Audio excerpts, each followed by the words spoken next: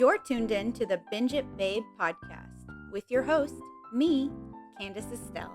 All right, babes, let's get binging. Hey, hi, hello, and how are you, babes? It's October 25th, and today's binge is the limited the limited series Daybreak, which is also on the Netflix. Now, Daybreak I don't think was meant to be a limited series, but Netflix is Netflix and things don't get renewed. I could not be angrier still about Santa Clarita Diet and how that ended. I have been so upset about that I actually wrote Drew Barrymore on Instagram to just be like, "Hello, Mrs. Barrymore, Miss Barrymore. I'm really sorry to bother you. I know I'm just like a normal lady, but I was just wondering if maybe you could please tell me what was going to happen with that cliffhanger, or like if you could ever just bring the show back because it's one of my favorites and it kills me." She never responded, and I'm not mad. I still love her because like it's Drew freaking Barrymore. You know, I can't believe I even wrote to her. I mean, I can because I really cared about that show. We're not talking about that today. We'll talk about it some other day, and I will be just as bitter, if not more bitter, then. Today, like I said, we're talking about Daybreak, which is a limited series because it only has one season, but I don't think it was supposed to be. Here's what I will say is this show came out I think in like 2017, and I didn't even hear about it until 2022. 2022 is when it finally popped up on my Netflix as like a something you might be interested. I had never heard of it beforehand. And as soon as I saw the commercial for it, I thought, "Hey, I am interested." And I watched it right away. So, do better, Netflix, because you are canceling stuff because people don't know about it, and that's stupid. Okay, this show has Matthew Broderick, which is cool. I've always been a Matthew Broderick fan. Um, and it's got some other people who really aren't names in anything, and I'm not going to look it up because I don't really care. So we are as a protagonist a like 17, 18-year old boy, and it's an apocalypse type situation. Basically what has happened is that somebody, and we don't know who, but somebody did some nuclear stuff and it hit kind of close but not too close um this area, and whatever it spewed out has they hit all over the world, by the way. It's not just in like Pasadena or wherever they are. And it spread out and it mutated all of the adults and some of the children, but it mutated all of them to be ghoulies, which is basically zombies but a little less aggressive, not necessarily just slower, like zombies from the 70s, like, and they can talk, but they can only basically say like one of the last things they said or like a common phrase, which is kind of silly because you'll walk around and you'll see a zombie and she's like, "I have to go to Lululemon." And you're just like, "Oh, that's goofy." Um, and the kids, most of the, like, they end up fine. Teenagers or, 9 plus, they for some reason end up fine, and they're just kind of surviving. And we're following this one guy, and his whole thing is finding his school crush, Sam Dean, and to make sure that she's fine. And so we keep going through all of these little like episodes, trials and tribulations, while he tries to find her. And along the way, he picks up Angelica, who's like a 11-year-old, and he used to babysit for her, but she's a nightmare, so he didn't really, enjoy doing that, and he doesn't want to help her. He saves her in like the first episode because she got caught by the golf team. And so it's really silly. It's basically like, hey, what would happen in a zombie apocalypse if all of the high school cliques stayed a thing, but instead of just being in the school, we're taking zones of the city? And that's exactly what they do. Um, so you've got like the Kardashian themed clique, which is hilarious to me. You've got the jocks. You've got the like FA, um, FFA, 4-H kids, the Future Farmers of America. And then he doesn't really fit into any of them. I think his name is Josh. It's probably Josh. He doesn't fit into any of those groups. He's like chilling on his own. He's loving the apocalypse. He's eating junk food and he's running around, and the zombies aren't that difficult to like take out, so it's fine. And then the only real like actual threat to him is Baron Triumph, and that is the guy who like he's wearing a gas mask, and he's on a Triumph motorcycle, and we find out later that that is Matthew Broderick's character, who happens to have been their school principal, and he appears totally normal, and they're like, that's very weird because you're an adult. And the other adult um, that appears normal is his, I want to say, science teacher, Miss Crumble. She's not normal, but she's not totally gone, and she has like magical powers in some way, which is really interesting. Um, and so as we go through the show, you're like fighting, like infighting. There's more infighting than there is anything else, and then we have to deal with Matthew Broderick, who we thought was going to be a good guy because he's like this. I don't know. He's slimy. He's slimy even as a human, but he ends up being like a cannibal who's eating kids. Um, because zombie, but he still has all of his faculties, and they're like, what is happening? Why did that happen? Why is he fine? Why is Miss Crumble fine?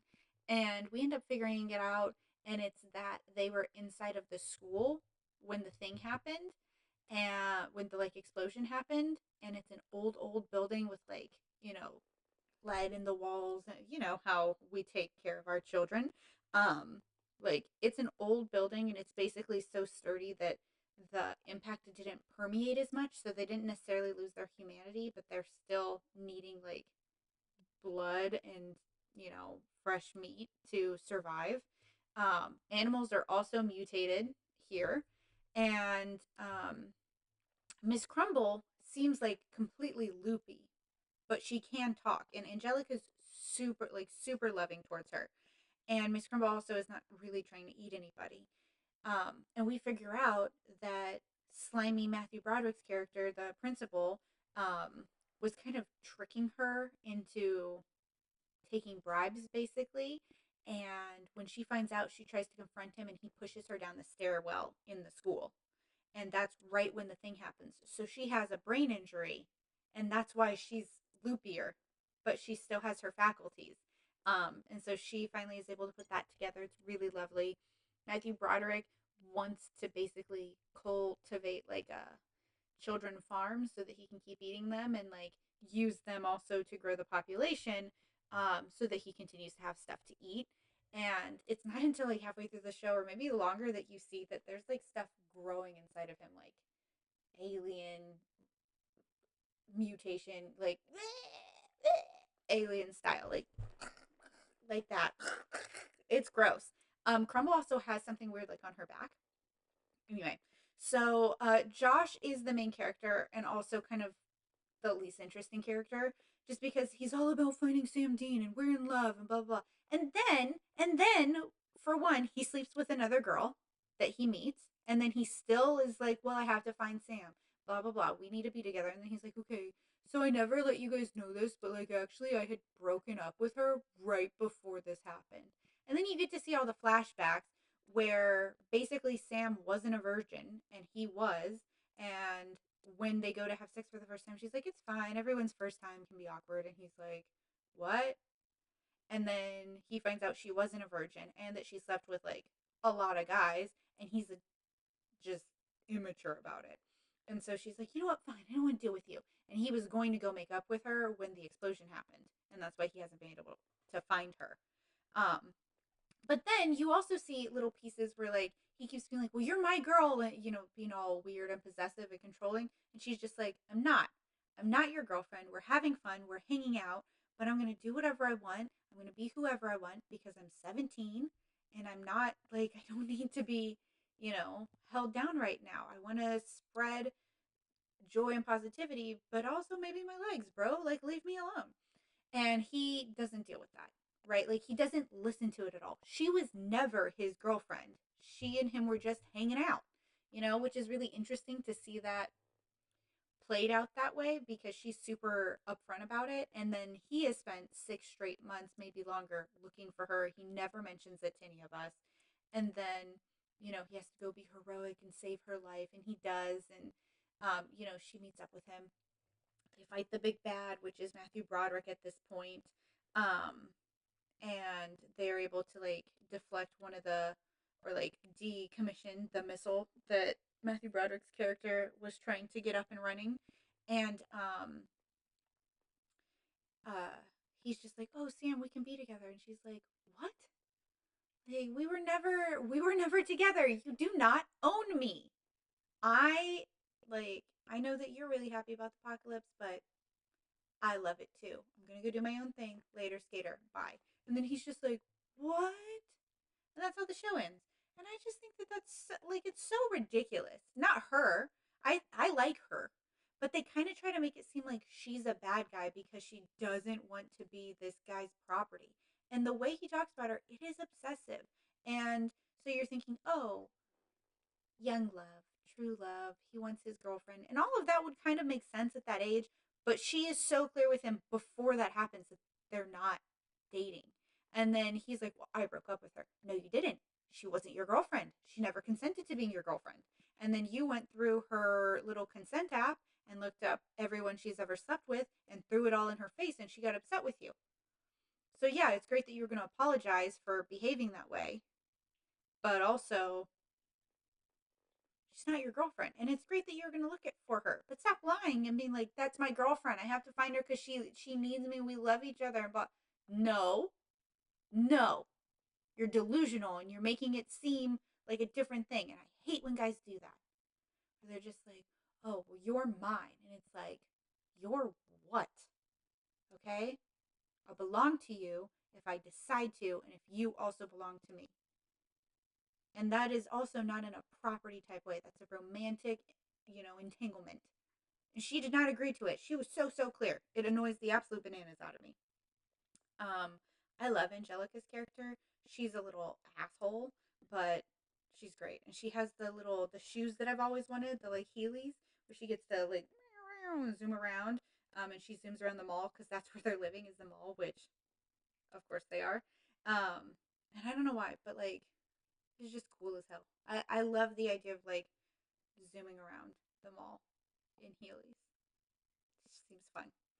Um, so yeah, it's technically a mini series. It's dumb, like a little bit cheesy, but also pretty smart in some areas. Like, you're going to be entertained, but you're not going to be like, "Whoa, my mind is blown." But if you have zero expectations for this show, or you never watched it because you thought it looked stupid or beneath you or whatever, then you're going to have a lot of fun. Unless you're not a lot of fun, and then I can't help you. Yeah, I guess I'm succinct as hell today. It's October 25th.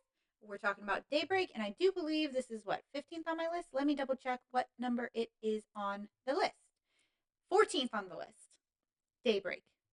It's a fun 1 day or 6 hour or so, run through. It is really fun. Like, I would say this is definitely 13 and up. It's probably appropriate enough. Who's to say? I don't have kids. You shouldn't listen to me about stuff like that. Yeah. So 14 out of 31. It's October 25th. It's nippy out there. My hair's a little bit frizzy. I got that Hermione hair today. And for the next couple of days, probably. And bye, guys. Have a great day. I'll see you tomorrow.